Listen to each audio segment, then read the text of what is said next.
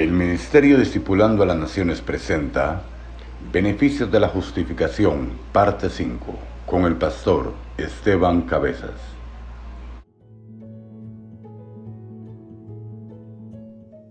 Es como siempre un honor estar con ustedes para compartir una vez más la palabra del Señor. Agradecidos con Dios, como siempre, de que Él nos dé la oportunidad de participar de este ministerio tan maravilloso como es predicar la palabra del Señor. Hemos estado durante algunos días compartiendo un tema que ha sido un tema que hemos tratando de hacer una serie, ¿verdad? Este tema tan lindo que es Romanos capítulo 5, del versículo 1 al versículo 11. Hemos estado tratando de ir desglosando el capítulo, versículo a versículo. Creo que es la mejor forma de enseñar la palabra del Señor, porque de esa manera pues abordamos un poco más detenidamente el texto para que haya una mejor comprensión. Tal vez no ser tan rápidos, para que podamos detenidamente, ¿verdad?, observar el texto y así aprender más de la palabra del Señor. Como dije, estamos en el capítulo 5 de Romanos. Hoy vamos a estar viendo el versículo 4. En esta serie que hemos titulado Beneficios de la Justificación, y hoy vamos a ver un beneficio más y sus derivados, porque en algunas ocasiones el beneficio aparece solo, ¿verdad? En otras ocasiones el beneficio trae algunos derivados, como vamos a ver hoy en este tema. Vamos a dar gracias a Dios primeramente, vamos a orar y vamos a decir al Espíritu Santo que nos guíe como siempre. Él es el autor de este libro, Él fue el que lo inspiró. Los hombres de Dios hablaron, dice, inspirados por el Espíritu Santo. Entonces Él es el autor de este libro, Él es el que lo escribió, fue el que lo inspiró, y solamente Él puede decirnos cómo entenderlo mejor. Las cosas espirituales dice que se deben entender espiritualmente, y el Espíritu Santo es el que convence al hombre de pecado, de justicia y de juicio. Entonces el Espíritu Santo es el que hace todas las cosas. Nosotros solamente somos un portavoz de Él, y Él es el que hace la obra. Señor, te damos gracias, estamos muy agradecidos contigo por esta oportunidad que nos das una vez más de poder estar compartiendo con nuestros hermanos, nuestros amigos que nos ven a través de este canal, compartiendo tu bendita palabra. Es un honor para nosotros compartir tu palabra, esa palabra que bendice al pueblo, bendice a las personas. Estamos compartiendo tu palabra también con las personas que no te conocen en la calle, donde quiera que estamos, donde quiera que andamos, y tú estás haciendo una obra maravillosa en los corazones, Señor. Muchas gracias, porque solo usted conoce la necesidad de las personas, solo usted conoce la necesidad de los corazones, y usted hoy va a hablar en base a esa necesidad, y te damos gracias en el nombre de Jesús de Nazaret. Amén. Entonces, les decía que vamos a compartir el versículo 4, voy a leerlo, ¿verdad? Luego vamos a tratar de desglosarlo. Ok, entonces dice el versículo 4, y la paciencia prueba, y la prueba esperanza. Eso dice el versículo 4. Entonces, Pablo termina el versículo 3 enseñando que la tribulación produce paciencia. Y empieza el versículo 4 con un y, para hablar de los resultados de la paciencia. Ese y, después de haber dicho el versículo 3, él enlaza el versículo 3 con el versículo 4 con un y, o sea, con un seguido del versículo 3. Dice, entonces, y la paciencia prueba, y la prueba esperanza.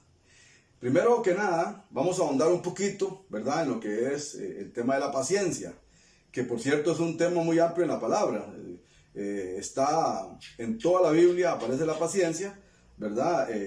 La paciencia forma parte del fruto del Espíritu. En Gálatas capítulo 5, versículo 22, ahí nos habla sobre la paciencia.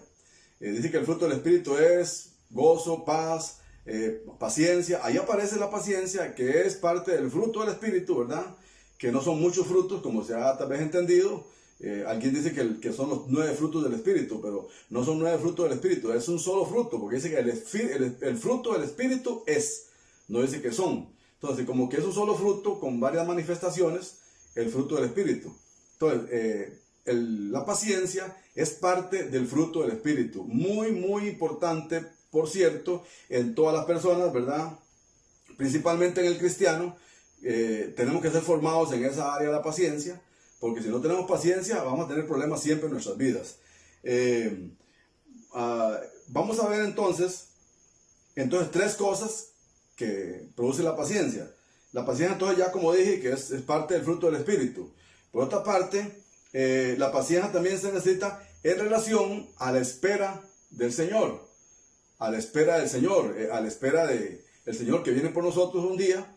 Se ocupa paciencia, necesitamos paciencia en esa espera. Santiago, el apóstol Santiago, en el capítulo 5, versículos 7 y 8, Santiago 5, 7 y 8, él nos habla allí de la paciencia en relación a la espera que tenemos todos los creyentes, que sabemos que Cristo viene, ¿verdad?, por nosotros, pero en esa espera necesitamos paciencia.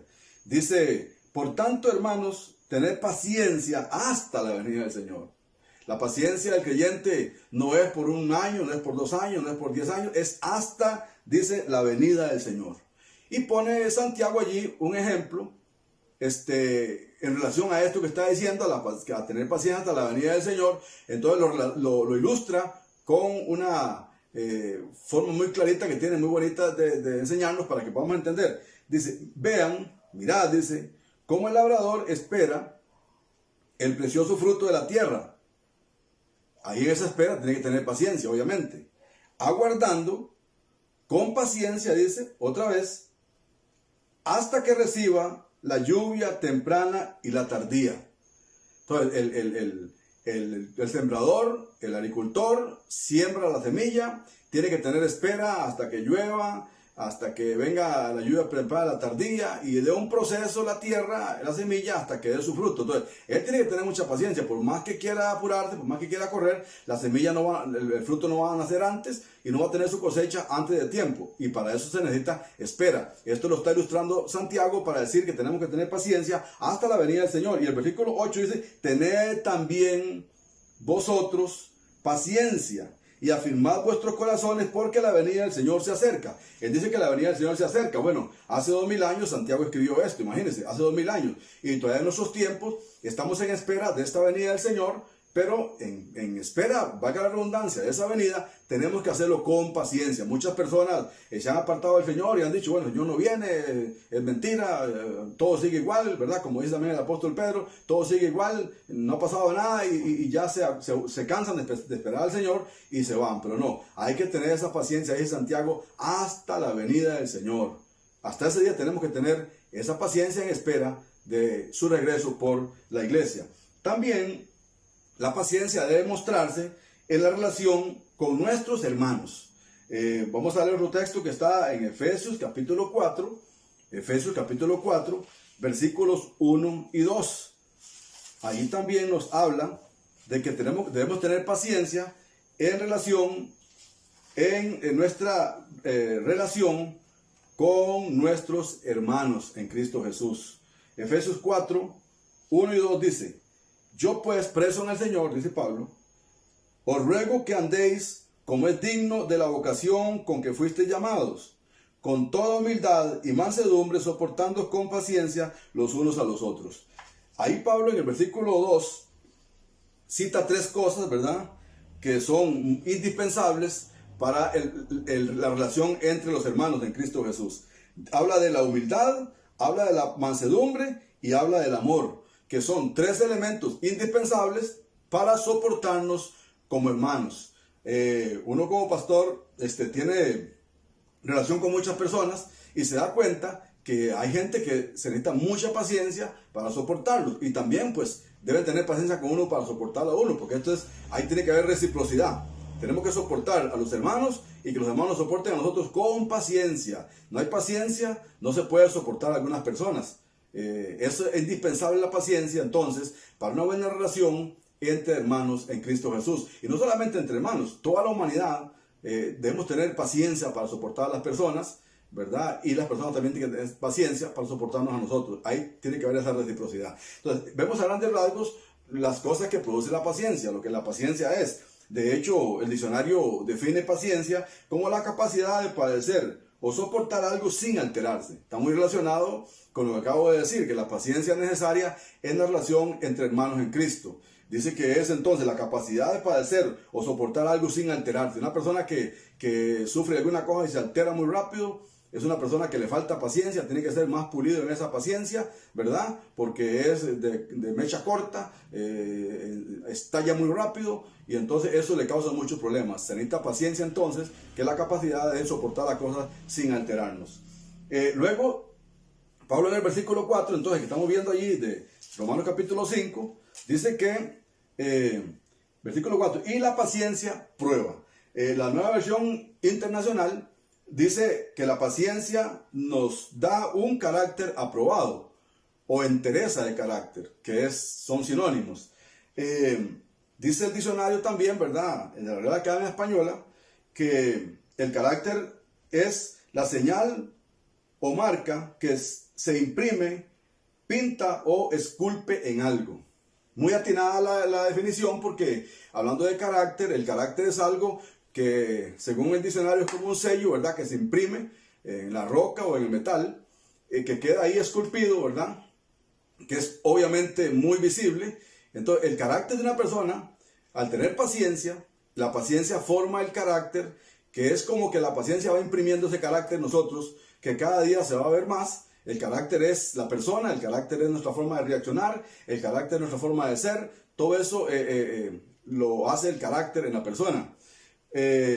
Hablando de carácter, ¿verdad?, podemos hablar de un hombre como Pedro, que su carácter era muy inestable. El carácter de Pedro era un carácter muy volátil, muy inestable, y eso le causó muchos problemas.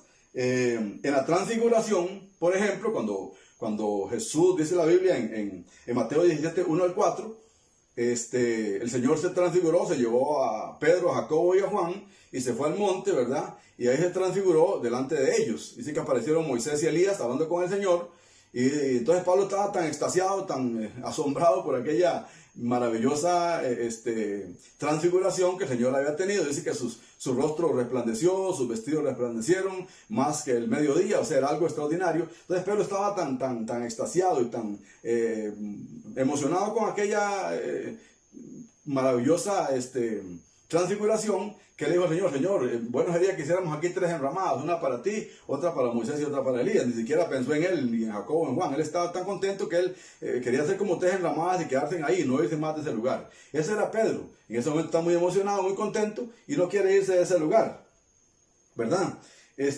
Afirma también en Mateo 26, 30 al 35, afirma que él no negará al Señor. O sea, que él le dice al Señor, si fuera necesario ir contigo a la muerte, yo voy contigo a la muerte, aunque todos te vayan a dejar, aunque todos te abandonen, yo no lo voy a hacer, creyéndose superior a los demás, ¿verdad? Y él estaba ahí en un momento como de fortaleza, y él pensó que iba a ser así igual, y en el momento que llegaba la prueba.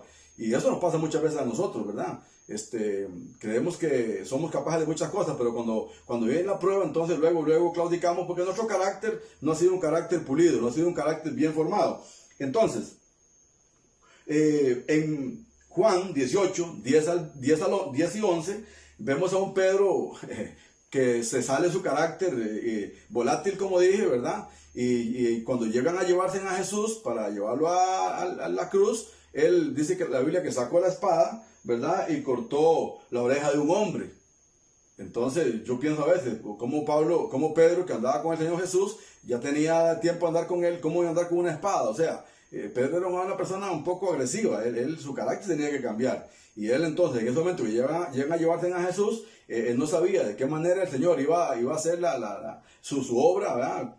Cómo era la forma en la que el Señor iba a llevar su plan, su proyecto, ¿verdad?, a salvar al hombre. Y él pensó quizás que iba a hacer con un ejército, no sé, y andaba una espada por ahí. Quizás él sabía que ya la cosa se iba a poner un poco complicada, y él andaba con su espada. Y en ese momento, cuando llegaron a llevarse a Jesús, dice la Biblia que él sacó su espada y cortó la oreja de un hombre que se llamaba Malco. Jesús dice que le sanó la oreja al hombre y le dijo, Pedro, mete tu espada en la vaina, porque todos los que a espada hieren, a espada morirán. Entonces, no andes con esa espada allí, porque eso no está correcto. Entonces vemos a un Pedro, ¿verdad?, era una montaña rusa de emociones. Y entonces, en el capítulo 18, versículos 25, 27, capítulo 18, versículos 25 al 27, vemos que Pedro lo que dijo que no iba a hacer, lo hizo. Él dijo: Señor, yo no te voy a negar, voy a ir contigo a la muerte, lo que sea, llego hasta el fin del mundo contigo. Y aquí dice la Biblia que él negó al Señor.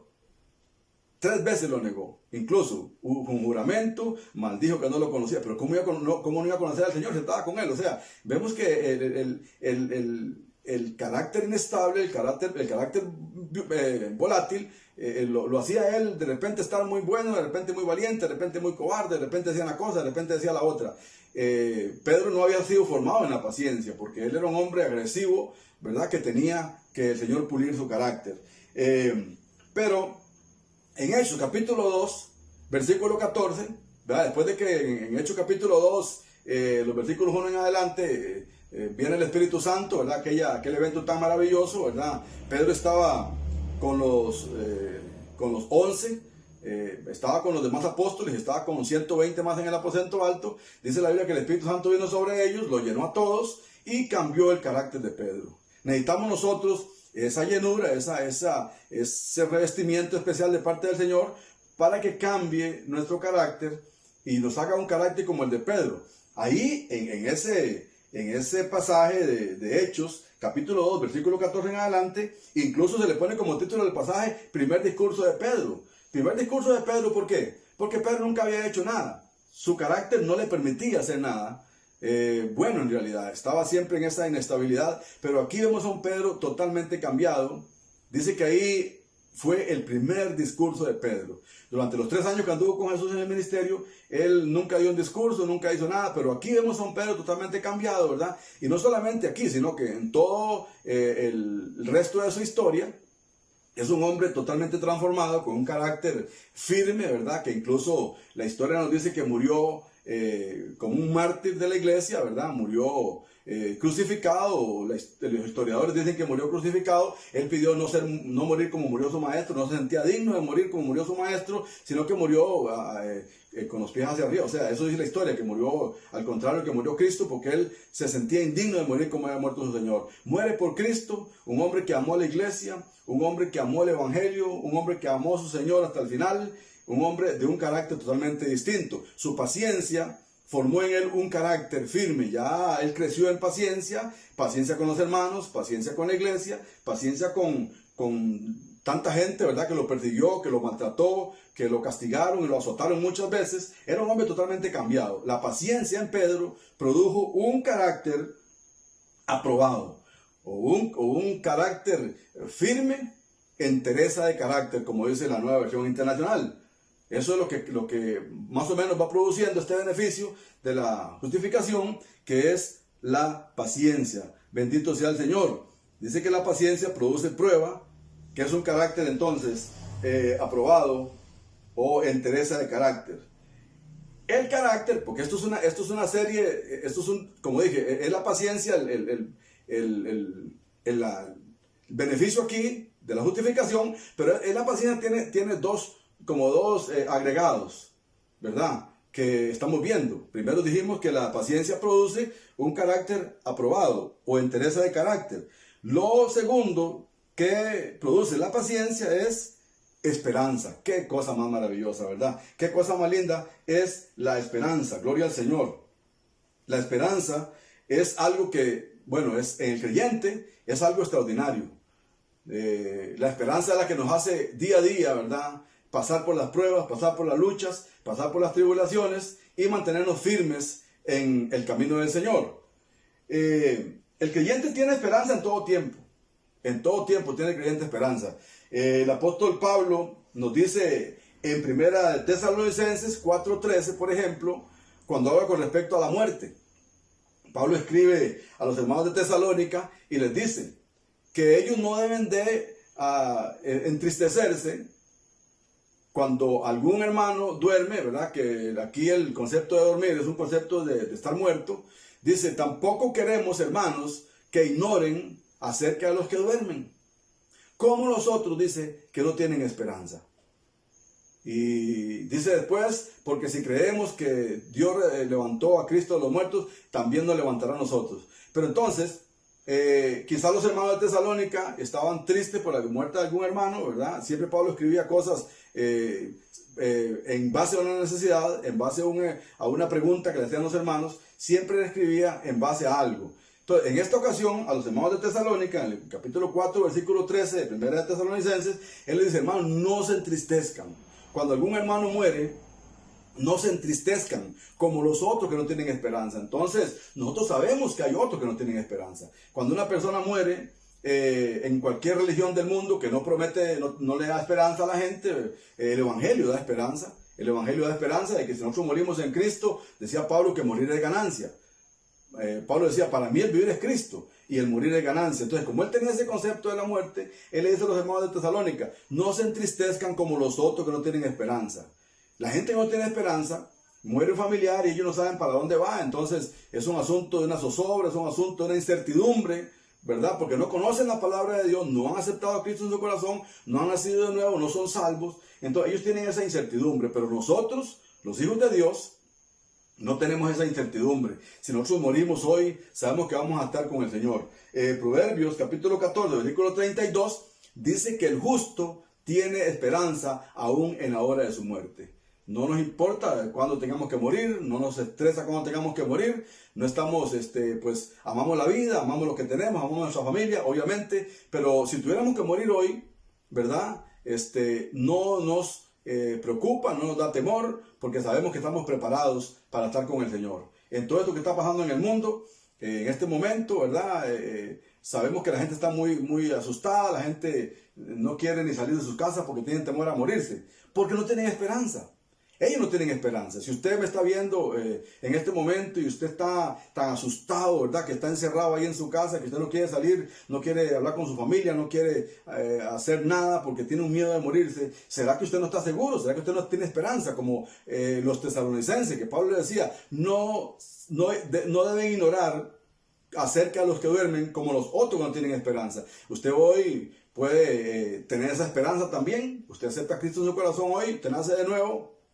Usted le entrega su vida al Señor y dice la Biblia que usted es salvo y si muere hoy, de todos modos tenemos que morirnos algún día, si no es hoy es mañana, si no nos morimos de esta pandemia que anda por ahí, nos vamos a morir de un ataque cardíaco, no se nos va a atropellar un carro. De alguna forma tenemos que morirnos. Aquí el tema no es que usted se muera o que yo me muera, el tema aquí es si usted tiene temor, si usted no tiene esperanza, entonces está en un problema. Pero si usted tiene a Cristo en su corazón, usted no tiene que tener preocupación, usted tiene una esperanza. Si hoy es hoy o es mañana, dentro de un año, no importa, nosotros vamos a estar con el Señor, que es, dice Pablo, muchísimo mejor. Hay una esperanza en nosotros, una esperanza de vida eterna, una esperanza que nos la da el Señor. Él no miente, Él no puede mentir, y Él dice en su palabra que los que estamos en Cristo vamos a estar con Él en el momento de la muerte, vamos a pasar a estar con el Señor. La esperanza produce gozo.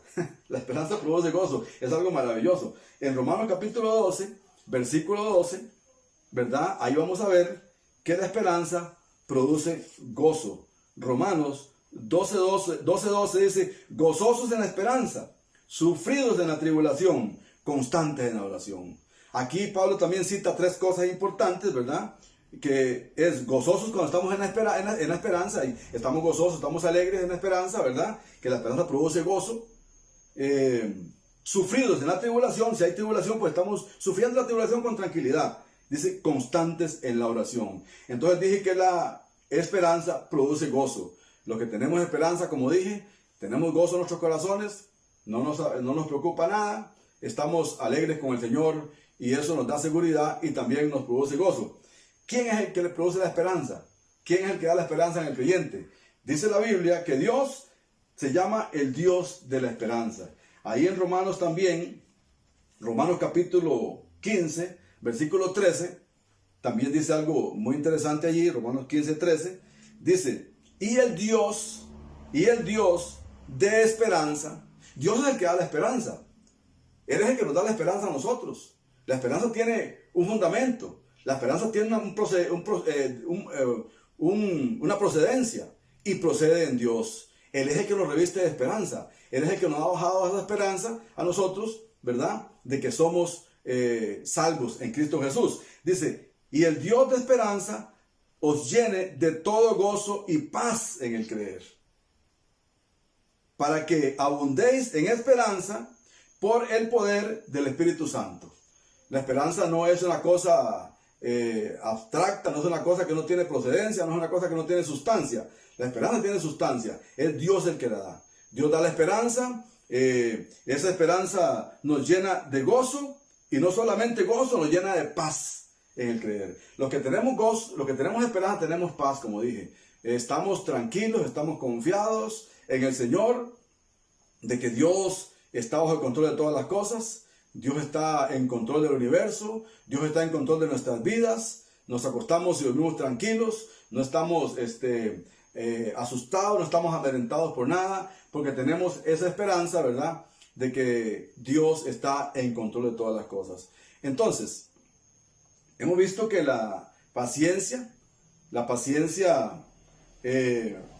produce en nosotros un carácter aprobado, entereza de carácter, y así también ese carácter aprobado produce en nosotros esperanza.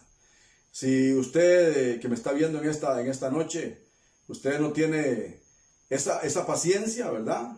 Te hace falta paciencia, entonces tú tienes que saber que si no tienes paciencia, Dios quizás va a poner alguna tribulación en tu vida, como decía el versículo 3, que la prueba de la tribulación, dice, produce paciencia. Entonces, posiblemente ocupas un poquito más de que te pule el Señor, ¿verdad? Esa paciencia para que crezcas en ella, y así esa paciencia también en usted va a producir una entereza de carácter. Vas a tener un carácter firme, un carácter fuerte, un carácter estable, y ese carácter va a producir en ti también esperanza. Gloria al Señor. Yo quiero orar por usted que me está viendo, que es un hijo de Dios, una hija de Dios, y usted está en esa montaña rusa de carácter, ¿verdad? A veces está bien, a veces está mal, a veces está alegre, a veces está enojado. Entonces eso hace entender que tu carácter no es un carácter estable. Te pasa la misma de Pedro, ¿verdad? Que mientras dices una cosa, dices la otra. Mientras amas a Dios, niegas al Señor. Mientras estás diciendo no voy a negarte, Señor, estás cortando la oreja de alguien. Entonces eso tiene que ser pulido, ese carácter, ¿verdad? Si no tienes esperanza, estás amedrentado, estás asustado, es porque todavía no estás seguro de lo que Dios te ha prometido en su palabra. Entonces yo quiero orar por usted, para que usted crezca en estas áreas de su vida, y usted pueda ser un creyente estable de carácter, y que tu esperanza sea una esperanza que sea como un ancla. Bueno, cuando un barco está en el mar, está esperando a los marineros, o está en un lugar ahí, en alguna parte detenido por alguna razón, ese barco, pues baja unas anclas con unas cadenas muy profundas, unas anclas especiales, ¿verdad? Que son unos ganchos. Luego eso baja y se sujeta del fondo del mar, de las rocas o de algún lugar firme, y esas anclas van a sostener ese barco a tal punto en que, aunque venga la tormenta, aunque vengan vientos, aunque venga algunas cosas, el barco se mueve, pero el barco no se va a ir de ese lugar porque está anclado, bien anclado en lo profundo del mar. Tienes que estar anclado en esa esperanza. Si no tienes esperanza, Señor, yo quiero que tú me des esperanza, Señor. Yo no quiero estar con esta tribulación, con esta zozobra. Yo quiero ser un creyente que tenga esperanza, Señor. Quiero anclarme en la esperanza. Quiero anclarme en ti, Señor. No quiero moverme de esta esperanza. Aunque pase lo que pase, yo voy a estar ahí anclado y seguro, estable en ti, Señor. Señor, en esta noche estamos orando por tus hijos, Señor. Aquellos hermanos que quizás están atribulados por algún asunto, están asustados, quizás están enfermos en un hospital, y entonces están con esa incertidumbre, Señor, que con el miedo a la muerte, con el miedo, Señor, a tener que morir, y no saben a dónde van a estar, tienen esa incertidumbre. Pablo le decía a los hermanos de Tesalónica, no tienen que entristecerse por los que duermen, como los otros que no tienen esperanza. Nosotros no somos de esos otros que no tienen esperanza. Nosotros somos de los que tenemos esperanza de que las promesas de Dios son reales, y lo que Él dice en su palabra, así es. Señor, bendice a mis hermanos, donde están, fortalécelos, ayúdalos, Señor, para que ellos estén firmes en esa esperanza, ese carácter fuerte, esa paciencia, Señor, fuerte, para que seamos más parecidos a ti, Señor, en el nombre de Jesús. Usted que me está viendo y no conoce al Señor, dígale, Señor, yo quiero que me ayudes, quiero que me dejes esa paciencia, quiero que formes en mí ese carácter, un carácter como el del Pedro después del Hechos capítulo 2, un hombre firme, un hombre de un carácter estable, un hombre que incluso dio su vida por el Señor. Señor, sálvame, cámbiame, Señor, perdóname. Límpiame con tu sangre preciosa, Señor. Quiero ser un hijo tuyo, una hija tuya. Quiero, Señor, en este momento recibirte en mi corazón. Me arrepiento de todos mis pecados. Te recibo como mi Salvador y como mi Señor. Señor, también oramos por los que están enfermos en los hospitales, ahí, alguien que esté en la cárcel, o alguien que haya sufrido un accidente, alguien que tenga una enfermedad terminal, alguien que haya recibido un diagnóstico ya terminal de una enfermedad. Señor, oramos por esta persona, para que ahí donde está, Señor, tú pongas tu mano sanadora, que tú reprendas esa enfermedad, que tú reprendas ese cáncer, que usted reprenda, Dios mío, ese virus. En el nombre de Jesús, Señor, obres un milagro y obres sanidades en las personas que están enfermas, Señor, para la gloria y la honra de tu nombre. A los discípulos les decimos, bueno, que este ministerio, como todos sabemos, tiene un lema que es oír, aprender y compartir. Usted tiene que oír la palabra, aprenderla, anotarla. Es muy importante que usted escuche este mensaje, anote los textos bíblicos que dimos, anote ahí el mensaje para que usted pueda compartirlo con las personas que no conocen al Señor. Porque eso es lo que tenemos que hacer como discípulos del Señor. Hemos sido discipulados, estamos siendo discipulados para discipular a otros que también tienen necesidad del conocimiento de la palabra del Señor. Señor, te damos gracias en el nombre de Jesús, y le damos gracias también a usted por habernos atendido en este momento, esta audición. Le esperamos en la próxima audición. Vamos a tener otro mensaje en estos días que vienen.